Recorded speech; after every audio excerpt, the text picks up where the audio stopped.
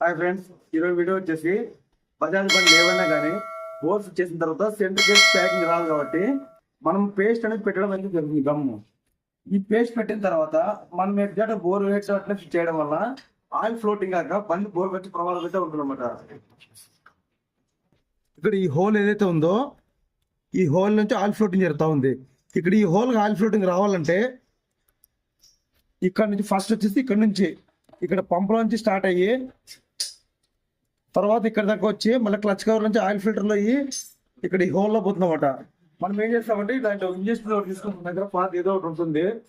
ఆ ఇంజక్షన్ తీసుకుని కొద్దిగా ఇట్లా పెట్రోల్ తీసేసుకోవాలన్నమాట. పెట్రోల్ తీసేసుకుని ఈ హోల్ ఏదైతే ఉందో ఆ హోల్లోకి ఎగ్జాక్ట్గా సిట్టింగ్ చేయాలన్నమాట. ఇప్పుడు చూడండి, ఇక్కడ పెట్రోల్ అనేది చిమ్ముతుంది అంటే అక్కడ డస్ట్ ఏదైతే ఉందో అంతా మొత్తం వెళ్ళిపోతుంది అన్నమాట. చూసారు కదా, ఇలా వచ్చిందంటే కానీ అక్కడ గమ్ అనేది నిలబడదు, మనకి ఎగ్జాక్ట్గా డ్రైవింగ్ ఉంటుంది ఫ్రెండ్స్. ఓకే, ఇది ఇవాళ video. Thank you for watching.